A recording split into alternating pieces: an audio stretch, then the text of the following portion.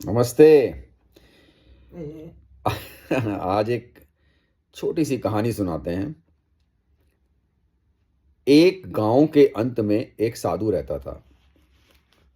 आखिर में जाकर अकेला एक झोंपड़े में, जिसमें दरवाजा भी नहीं था और कुछ भी नहीं था, सिर्फ छोटा सा झोंपड़ा सा था।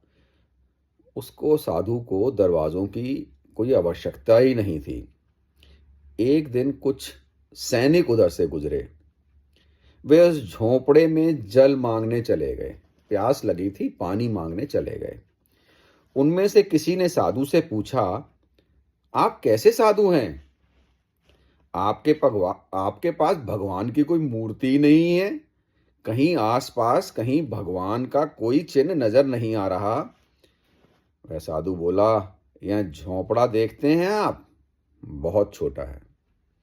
इसमें दो के रहने का स्थान ही नहीं है। उसकी यह बात सुनकर उस सैनिक हंसने लगे और दूसरे दिन भगवान की एक मूर्ति लेकर उसे भेंट करने आए। पर उस साधु ने कहा, मुझे भगवान की मूर्ति की कोई जरूरत नहीं है, क्योंकि बहुत दिन हुए तब से वो ही यहां रहते हैं। मैं तो मिट चुका हूं।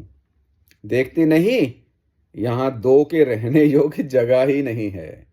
और उन सैनिकों ने देखा कि वह अपने दिल की ओर इशारा कर रहा था। वही उसका झोंपड़ा था।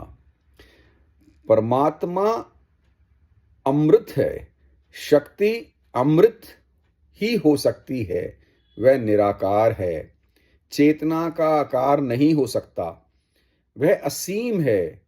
सर्व शक्तिमान है। उसकी कोई सीमा नहीं है। वह अनंत है। और हम कैसे बच्चे हैं कि उस पर भी मूर्तियां बना लेते हैं और फिर इन सब निर्मित मूर्तियों की हम पूजा करते हैं। मनुष्य ने क्या किया? अपनी ही शक्ल में परमात्मा को गढ़ लिया। अपनी शक्ल में गढ़ लिया, जैसे हम वैसा परमात्मा। और फिर इस भांति अपनी ही पूजा मनुष्य स्वयं करने लगा। अहंकार और अज्ञान का यह अति है। भगवान की पूजा नहीं करनी होती है, भगवान को जीना होता है। उसकी मंदिर में नहीं, जीवन में प्रतिष्ठा कीजिए। वह हृदय से विराजमान हो, वह हृदय में विराजमान हो और श्वास श्वास में नजर आए, ऐसी साधना करनी होती है। उसके रहते अगर मैं नहीं छूटती, अगर मैं के रहते कभी प्रभु प्रवेश नहीं करते।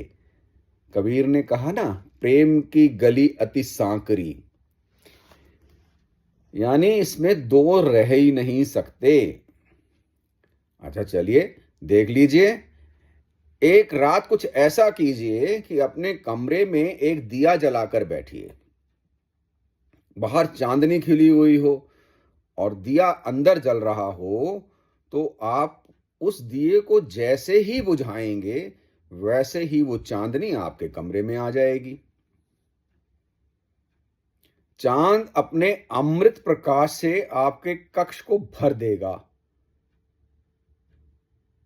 मैं का दिया जब तक जलता रहता है, तब तक प्रभु प्रकाश द्वार पर ही प्रतीक्षा करता है और उसके बुझते ही वो प्रविष्ट हो जाता है। मैं को बुझना प्रभु प्रकाश का, प्रभु का आना है। भगवान की मूर्तियां मत बनाओ। मैं की मूर्ति को तोड़ दो। उसका अभाव ही भगवान का सद्भाव है। नमस्ते।